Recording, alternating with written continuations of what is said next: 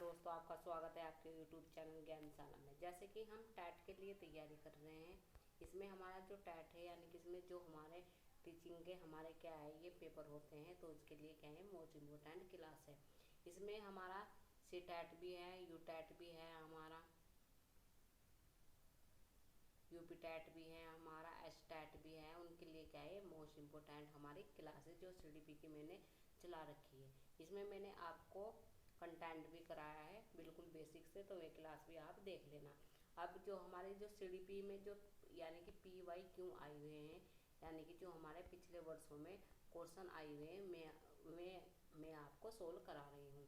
तो कुछ क्वेश्चन मैंने आपको पिछली क्लास में करा दिए हैं। आज हम कुछ और क्वेश्चन आगे देखेंगे। तो ये क्या है, जो हमारे सी टैट में जो हमारा ये दिसंबर में होने वाला है, तो उसके लिए भी क्या है मोस्ट इम्पोर्टेंट क्वेश्चन है। तो आप इन्हें अच्छी तरह से करते जाइए। अगर ये क्लास आपको अच्छी लगे तो इसे लाइक कीजिए और अपने दोस्तों के साथ इसे शेयर कीजिए। हमसे जुड़े रहने के लिए प्लीज़ इस चैनल को सब्सक्राइब कीजिए। तो देखते हैं आगे आज और क्वेश्चनों को। तो ये क्वेश्चन है हमारा 121वां हमारा क्वेश्चन है, और मैंने आपको ये 100 क्वेश्चन करा दिए हैं पिछली क्लासों में, आप उन्हें अच्छी तरह से देख लेना। तो इसमें हमारा क्या है, निम्न में से कौन सा क्रियाकलाप बच्चों के सीखने में उनके पूर्व ज्ञान का उपयोग नहीं करता है। यानी कि जो हमारा क्या है क्रियाकलाप बच्चों के सीखने में उनका क्या है पूर्व ज्ञान का उपयोग नहीं करता है, यानी कि हमें निगेटिव बताना है इसमें। तो देख लेते हैं क्या हो जाएगा इसका। तो इसमें हमारा पहला क्या है ऑप्शन हमारे क्या है, इसमें रटना है। दूसरा क्या है स्कीमा सक्रियता है। फिर सेकंड क्या है हमारा इसमें विचार वेश है हमारा। फिर क्या है संकल्पना मानचित्र है। तो जो यानी कि क्रियाकलाप सीखने में जो पूर्व ज्ञान का उपयोग नहीं करता है वो बताना है। तो ये तो हमारे करते हैं, ये थर्ड भी हमारा हो जाएगा, विचार वेश भी हो जाएगा हमारा, संकल्पना हमारा मानचित्र भी हो जाएगा। जो नहीं होगा वो क्या हो जाएगा हमारा रटना, यानी कि ऑप्शन नंबर पहला इसमें हमारा सही आंसर हो जाएगा। नेक्स्ट क्वेश्चन देख लेते हैं। नेक्स्ट क्वेश्चन है हमारा, इसमें विकास के विषय में सही वाक्य कौन सा है ये चुनना है हमें, स्टेटमेंट बताना है हमें, इसमें चॉइस करनी है हमें। तो विकास के बारे में बताना है हमें कि कौन सा है कौन सा नहीं है। तो इसमें हम देखते हैं कि हमारा इसमें कौन सा होता है। तो इसमें हमारा क्या है, हमारे ऑप्शन देख लेते हैं, इससे हमें पता चल जाएगा। तो पहला क्या है इसमें, विकास एक दिशाई और एक यामी होता है। विकास परिवर्तनशील होता है। विकास पूर्ण रूप से अनुवंशिकता से योजनाबद्ध है। सभी व्यक्ति एक ही आयु और गति से विकास के पड़ाव को प्राप्त करते हैं। तो हमारा क्या हो जाएगा इसमें, इसमें हो जाएगा हमारा, यानी कि हमें विकास के बारे में बताना है। क्या विकास एक दिशाई और एक यामी होता है, नहीं होता है, ये तो हमारा नहीं होगा। विकास परिवर्तनशील होता है, बिल्कुल सही।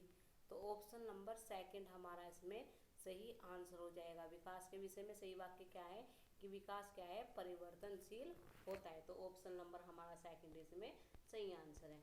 नेक्स्ट क्वेश्चन देखते हैं।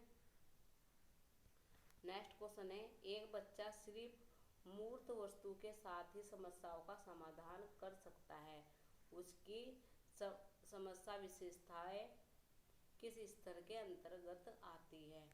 यानी कि जो उसकी एक बच्चा सिर्फ क्या करता है मूर्त वस्तु के साथ ही क्या कर सकता है समस्याओं का समाधान कर सकता है, तो उसकी समस्या विशेषताओं के अंतर्गत कौन सी आती है ये बताना है हमें।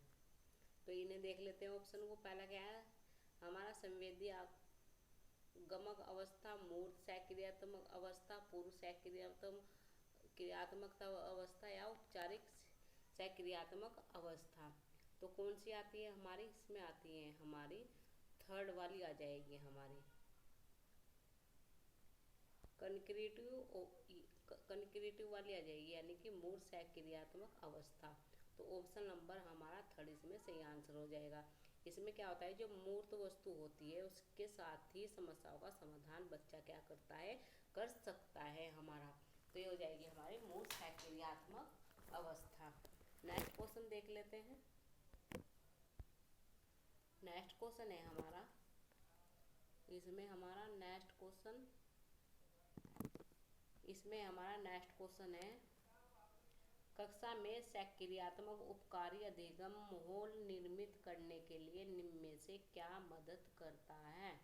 यानी कि जो कक्षा में सक्रियात्मक उपकारी अधिगम माहौल बनाने में जो निर्मित करता है उसके लिए क्या मददगार हो सकता है, ऑप्शन से हमें ये बताना है।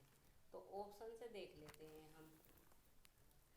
तो पहला क्या है हमारा ऑप्शन, सभी विद्यार्थियों को सहभागिता के समान अवसर प्रदान करना। सेकंड है हमारा योग्यता आधारित अटल समूह बनाना। कक्षा में केवल उच्च उपलब्धि हासिल करने वाले बच्चों पर ध्यान देना। विद्यार्थी को किसी भी तरीके से उच्च अंक प्राप्त करने के लिए उत्तेजित करना।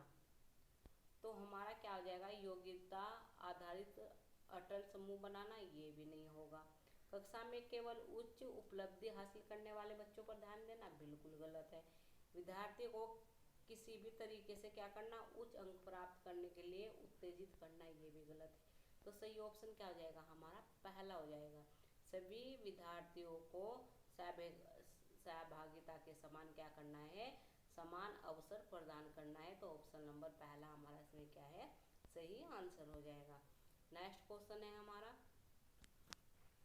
नेक्स्ट क्वेश्चन देख लेते हैं हम।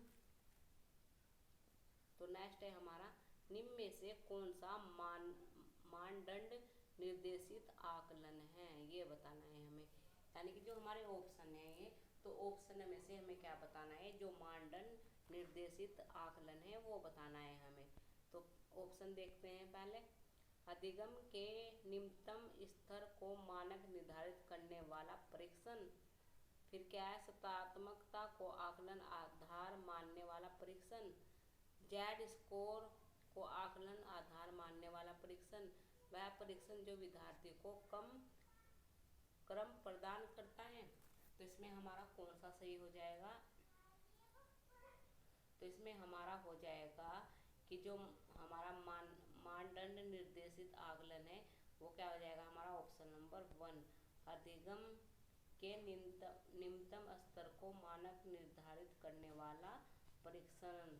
यानी कि ऑप्शन नंबर पहला, यानी कि हमारा इसमें सही आंसर हो जाएगा। नेक्स्ट ऑप्शन देखते हैं, नेक्स्ट क्वेश्चन देखते हैं। नेक्स्ट क्वेश्चन है हमारा, इसमें किसी चीज के विषय में न्यूनतम तथा असाधारण रूप से सोचना और समस्या के निदान के लिए ढूंढने की क्षमता क्या कहलाती है। यानी कि जो हमारी क्या है, किसी चीज के विषय में हम न्यूनतम और असाधारण रूप से सोचते हैं और समस्या के जो निदान है, उपयोग है, उपचारात्मकता है, तो उसे ढूंढने के लिए हमारी अक्षमता को हम क्या कहते हैं, ये बताना है हमें। तो इसमें हमारा पहला क्या है, आवेगशीलता, फिर क्या है प्रतिक्रियाशीलता, फिर क्या है परिवर्तनता, फिर क्या है सृजनात्मकता। तो इसमें हमारा हो जाएगा, तो इसमें हमारा सही क्या हो जाएगा, ये देखते हैं हम। तो इसमें हमारा सही हो जाएगा सृजनात्मकता, यानी कि ऑप्शन नंबर 4 इसमें हमारा सही आंसर हो जाएगा। नेक्स्ट क्वेश्चन देखते हैं। तो एक क्वेश्चन है, इसके बारे में देख लेते हैं हम। किसी समस्या के समाधान तक पहुंचने के लिए मिलती जुलती समस्या को उदारता करना क्या कहलाता है, ये बताना। यानी कि किसी समस्या समाधान तक पहुंचने के लिए जो मिलती जुलती क्या होती है समस्या है, तो उसे हम क्या कहते हैं, ये बताना है हमें। तो इसमें पहला क्या है, अनुरूपता, स्मृति सहायक विधि, निगमन परीक्षण या साधन लक्ष्य विश्लेषण। तो इसमें हमारा क्या हो जाएगा,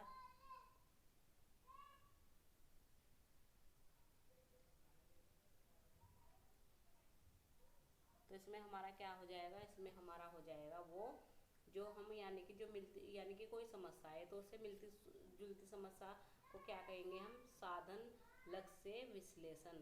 तो ऑप्शन नंबर हमारा कौन सा हो जाएगा, नहीं ये पहला हो जाएगा, अनुरूपता। क्या हो जाएगा, अनुरूपता, यानी कि ऑप्शन नंबर पहला हमारा इसमें सही आंसर है। नेक्स्ट क्वेश्चन देखते हैं। नेक्स्ट क्वेश्चन क्या है हमारा, इसमें निम्न में से कौन सा तकनीकी अध्यापन अधिगम प्रक्रिया की गुणवत्ता को नहीं बढ़ाएगी? यानी कि निम्नलिखित में से कौन सी जो तकनीकी अध्यापन अधिगम प्रक्रिया की गुणवत्ता को नहीं बढ़ाएगी, तो वो बताना है। तो ऑप्शन देख लेते हैं। जानकारी को प्रस्तुत करने की विधि तरीके अपनाना, मतों और अभिव्यक्त करने के लिए विभिन्न विकल्प देना, अधिगम के आकलन हेतु विभिन्न तरीके लगाना, बच्चों को विविध तरीकों से नामीकरण करना। तो यानी कि हमें निगेटिव बताना है, तो कौन सी हो जाएगी? यानी कि नहीं बताना है, तो उसमें हो जाएगी बच्चों को विविध तरीके से नामीकरण करके। तो ऑप्शन नंबर 4 हमारा इसमें सही आंसर हो जाएगा। यानी कि जो तकनीकी अध्यापन अधिगम प्रक्रिया की गुणवत्ता को नहीं बढ़ाएगी। कौन सी नहीं बढ़ाएगी? ऑप्शन नंबर 4 नहीं बढ़ाएगी। तो नेक्स्ट क्वेश्चन देखते हैं। नेक्स्ट क्वेश्चन है हमारा इसमें, तो नेक्स्ट क्वेश्चन है हमारा बच्चों के संदर्भ में विकास के अंतर्गत। जो बच्चों के संदर्भ में विकास के अंतर्गत क्या आता है, ये बताना है हमें। यानी कि बच्चों के संदर्भ में विकास के अंतर्गत क्या आता है, ये बताना है। तो ऑप्शन देख लेते हैं। केवल गुणवत्ता परिवर्तन, फिर क्या है गुणात्मक एवं मात्रात्मक परिवर्तन दोनों आते हैं। केवल मात्रक परिवर्तन, ना ही गुणात्मक और ना ही मात्रक परिवर्तन। तो इसमें हमारा क्या हो जाएगा? यानी कि बच्चों के संदर्भ के विकास के संदर्भ में विकास के अंतर्गत क्या आता है? गुणात्मक और मात्रक दोनों परिवर्तन आते हैं। तो ऑप्शन नंबर 3 हमारा इसमें सही आंसर हो जाएगा। नेक्स्ट क्वेश्चन देखते हैं। नेक्स्ट क्वेश्चन क्या है हमारा, इनमें से कौन सी उप अवस्था लॉरेंस कोहलबर्ग के नैतिक विकास की पारंपरिक अवस्था के अंतर्गत आती है? यानी कि जो हमारे ऑप्शन है ना, ये तो इनमें से हमें बताना है कि कौन सी जो कोहलबर्ग है उसके नैतिक विकास के जो हमारे क्या पारंपरिक अवस्था के अंतर्गत कौन सा आता है, ये बताना है। पहला क्या है हमारा अनुदेशन, उद्देश्य एवं आदान प्रदान। फिर क्या है अनुबंधन, नैतिकता एवं अधिकार व कानून। फिर क्या है सार्वभौमिक नैतिक सिद्धांत। फिर क्या है सामाजिक सरोकार और आत्मबोध। तो इसमें से हमें बताना है कि कोहलबर्ग के नैतिक विकास की पारंपरिक अवस्था के अंतर्गत कौन सा आता है हमारा। तो इसमें हमारा आता है 4 आता है, यानी कि सामाजिक सरोकार और आत्मबोधक। तो ऑप्शन नंबर 4 इसमें हमारा सही आंसर हो जाएगा। नेक्स्ट क्वेश्चन देखते हैं। नेक्स्ट क्वेश्चन हमारा क्या है, इसे देख लेते हैं। इसमें हमारा हवर्डम गार्डन के बहुबुद्धि सिद्धांत के अनुसार इनमें से कौन सी बुद्धि जटिल अंतर्गत भावत और उनके उपयोग करके अपने आचरण को दिशा देने की योग्यता से संबंधित है? तो ये बताना है हमें। यानी कि आंतरिक और उनके भावनात्मक आचरण को दिशा देने की योग्यता, इनमें से जो हमारे ऑप्शन है तो कौन सी बुद्धि है उसमें से, तो ये बतानी है हमें। तो पहला क्या है हमारा आंतरिक व्यक्तिक बुद्धि। फिर क्या है भाषात्मक बुद्धि। फिर क्या है अंतर्वैयक्तिक बुद्धि। फिर क्या है प्राकृतिक बुद्धि।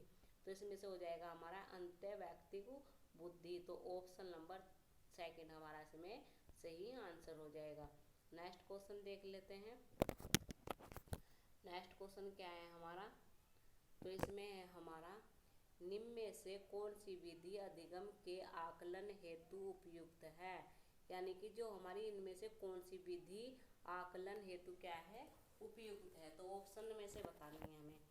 पहला क्या है हमारे सिर्फ साल के अंत में परीक्षा। फिर क्या है मानवीकृत परीक्षा। फिर क्या है बच्चों से सैपड़ते बुद्धि का नियमित प्रलेख, केवल प्रतिशमन पर आधारित प्रश्नोत्तरी। तो हमारा इसमें हो जाएगा 2, यानी कि जो विधि अधिगम के लिए आकलन हेतु उपयुक्त है तो वह है बच्चों के सैपड़ते बुद्धि का नियमित प्रलेख। तो ऑप्शन नंबर 2 इसमें हमारा सही आंसर हो जाएगा। नेक्स्ट क्वेश्चन देख लेते हैं। नेक्स्ट क्वेश्चन है हमारा आंशिक दृष्टि वाले विद्यार्थी के लिए निम्न में से कौन सी अधिगम सामग्री उपयुक्त है? यानी कि जो आंशिक दृष्टि वाले विद्यार्थियों के लिए इनमें से हमारी कौन सी अधिगम सामग्री उपयुक्त है। पहला क्या है हमारे बड़े प्रिंट में छपी पुस्तक, फिर क्या है त्रिआयामी मात्रक मानचित्र और चार्ट, फिर क्या है छोटे प्रिंट वाले कार्य पत्रक, फिर क्या है सॉफ्टवेयर जो कि मूल पाठ को वर्क में परिवर्तित करते हैं। तो इसमें हमारा सेकंड हो जाएगा, यानी कि ऑप्शन नंबर सेकंड हो जाएगा। पहला भी हमारा इसमें सही है। फिर हमारा क्या है, यानी कि त्रिआयामी मानचित्र, ये भी हो जाएगा हमारा छोटे प्रिंट वाले नहीं होने के, तो ऑप्शन नंबर हमारा थर्ड नहीं होने का, और हमारा पहला, सेकंड और फोर्थ इसमें हमारा सही आंसर हो जाएंगे। तो ऑप्शन नंबर 4 हमारा क्या है, इसमें सही आंसर है। नेक्स्ट क्वेश्चन देखते हैं। नेक्स्ट क्वेश्चन है हमारा, समस्या समाधान के संदर्भ में किसी समस्या को एक ही तरीके से प्रस्तुत करने पर अटक जाना क्या कहलाता है। यानी कि समस्या समाधान के संदर्भ में किसी समस्या के एक ही तरीके को प्रस्तुत करना क्या कहलाता है, ये बताना है हमें। तो इसमें हमारा क्या है, इसमें हमारा प्रकार्यात्मक स्थिति, अनुक्रिया समुच्चय, संदेह लक्ष्य विश्लेषण या अनुरूपक चिंतन। तो क्या कहलाता है इसमें हमारा कहलाता है जो समस्या समाधान के संदर्भ में किसी समस्या को एक ही तरीके से प्रस्तुत करना क्या कहलाता है, अनुक्रियात्मक समुच्चय। तो ऑप्शन नंबर सेकंड हमारा इसमें सही आंसर है। नेक्स्ट क्वेश्चन देखते हैं।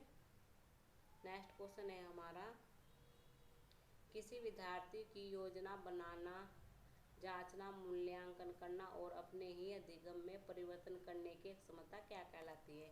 यानी कि किसी विद्यार्थियों की योजना बनाने, जांचने और मूल्यांकन करने और अपने ही अधिगम में परिवर्तन करने की क्षमता क्या कहलाती है, बताना है। पहला क्या है हमारा, अवधारणा, रटना, प्रतिस्मरण या अधिसंज्ञान। तो इसमें हमारा क्या कहलाता है वो, यानी कि विद्यार्थी की योजना को जांचना, मूल्यांकन और अपने ही अधिगम में परिवर्तन करने की क्षमता हमारी क्या कहलाती है, अधिसंज्ञान। तो ऑप्शन नंबर 4 हमारा इसमें सही आंसर हो जाएगा। नेक्स्ट क्वेश्चन देखते हैं। नेक्स्ट क्वेश्चन देख लेते हैं हम, क्या है हमारा,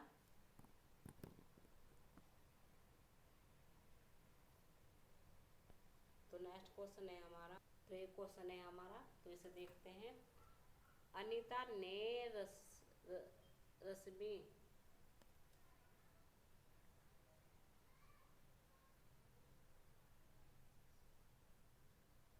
रश्मि का कलम ले लिया और प्रतिरोध में रश्मि ने अनीता का भोजन खा लिया। पूजा यह सब देख रही थी किंतु अपने अध्यापिका को सूचित नहीं किया क्योंकि दोनों एक दूसरे से बदला ले लिया था। तो कोलबर्ग के अनुसार पूजा नैतिकता विकास की कौन सी अवस्था पर है। तो ऑप्शन देख लेते हैं। अच्छा लड़का, अच्छी लड़की, उन्मुखीकरण, दंड और आज्ञापालन का उन्मुखीकरण, सामाजिक अवस्था बनाए रखना या आंतरिक उद्देश्य अनुमुखीकरण। तो कौन से स्तर पर है वो है हमारी फोर्थ ऑप्शन, यानी कि ऑप्शन नंबर 4 क्या है हमारा, ऑप्शन नंबर 4 हमारा इसमें सही आंसर हो जाएगा। नेक्स्ट क्वेश्चन देखते हैं। नेक्स्ट क्वेश्चन है हमारा, वो क्या है, बहुआयामी बुद्धि का सिद्धांत किसके द्वारा दिया गया है। यानी कि जो हमारा क्या है मल्टीपल इंटेलिजेंट है वो किसके द्वारा दिया गया है। तो इसमें हमारा क्या है, पहला हावर्ड गार्डन, अल्फ्रेड बिने, रॉबर्ट स्टेनरबर्ग या BF स्किनर। तो बहुआयामी बुद्धि का सिद्धांत किसके द्वारा दिया गया है, वो है हावर्ड गार्डन, यानी कि ऑप्शन नंबर पहला इसमें हमारा सही आंसर हो जाएगा। नेक्स्ट क्वेश्चन देखते हैं। नेक्स्ट इसमें हमारा आकलन का उद्देश्य क्या है, यानी कि आकलन का उद्देश्य क्या है ये बताना है। तो ऑप्शन देख लेते हैं। बच्चों को भययुक्त परिवेश में अध्ययन करने के लिए प्रेरित करना, अधिगम पर विश्वसनीय प्रतिपुष्टि देना, बच्चों को धीमी गति से सीखने वाले परख एवं समस्यात्मक रूप में चिंतन करना, कक्षा में प्रतियोगिता को प्रोत्साहित करना। तो आकलन का उद्देश्य क्या है, तो वो है हमारा आकलन का उद्देश्य, वो है हमारा क्या है, बच्चों को धीमी गति से सीखने वाले परक एवं समस्या रूपों में चिंतित करना। नहीं नहीं नहीं, ये है हमारा अधिगम पर विश्वसनीय प्रतिपुष्टि देना, यानी कि फीडबैक देना। तो ऑप्शन नंबर हमारा थर्ड इसमें सही आंसर हो जाएगा। नेक्स्ट क्वेश्चन देख लेते हैं। नेक्स्ट क्वेश्चन है हमारा, एक प्राथमिक विद्यालय के अध्यापक के रूप में आप कक्षा में अधिगम निष्कर्षता वाले बच्चों की सहायता के लिए आकलन की कौन सी युक्ति का उपयोग करेंगे। यानी कि क्या है, जो प्राइमरी का बच्चा है, यानी कि नई प्राइमरी विद्यालय है, तो उसमें अध्यापक के रूप में आप कक्षा में अधिगम के निष्कर्षता वाले बच्चों की सहायता के लिए आकलन की कौन सी विधि का उपयोग करेंगे, ये बताना है। तो ऑप्शन देख लेते हैं। अधिक से अधिक लेखन कार्य वाले परीक्षण पर पत्र बनाएंगे, प्रदान कार्यों का मूल्यांकन करने के लिए लिखावट को एक मानदंड बनाएंगे, प्रदत्त कार्य के मूल्यांकन में वर्तनी को महत्व नहीं देंगे, लेखन कार्य का समय घटा देंगे। तो क्या करेंगे, उसमें हम करेंगे प्रदत्त कार्यों के मूल्यांकन में वर्तनी को महत्वपूर्ण नहीं देंगे। तो ऑप्शन नंबर थर्ड इसमें हमारा सही आंसर हो जाएगा। नेक्स्ट क्वेश्चन देख लेते हैं। नेक्स्ट इसमें, मीरा विद्यालय के बाद गिटार का अभ्यास करती है, वह इस कार्य से प्रेम करती है और यह उसे संतुष्टि देता है। तो यह क्या दर्शाता है। यानी कि जो मीरा है वह क्या करती है, विद्यालय के बाद पढ़ने के बाद क्या करती है, गिटार का अभ्यास करती है। तो वह इस कार्य से प्रेम करती है और उससे संतुष्ट होती है। तो इसे क्या दर्शाया गया है। तो ऑप्शन देख लेते हैं। बाह्य प्रेरणा, अभावजन्य आवश्यकता, आंतरिक प्रेरणा या शारीरिक आवश्यकता। तो ये हो जाएगा हमारा आंतरिक प्रेरणा, यानी कि वो अंतर से क्या है, प्रेरित है, आंतरिक प्रेरणा। तो ऑप्शन नंबर सेकंड इसमें हमारा सही आंसर हो जाएगा। तो ये क्वेश्चन थे जो मैंने आपको आज इस क्लास में कराए हैं। आई होप आप इन्हें अच्छी तरह से समझ पाए होंगे। अगर ये क्लास आपको अच्छी लगे तो इसे लाइक कीजिए और अपने दोस्तों के साथ इसे शेयर कीजिए। हमसे जुड़े रहने के लिए प्लीज़ इस चैनल को सब्सक्राइब कीजिए। तो धन्यवाद इस क्लास को देखने के लिए।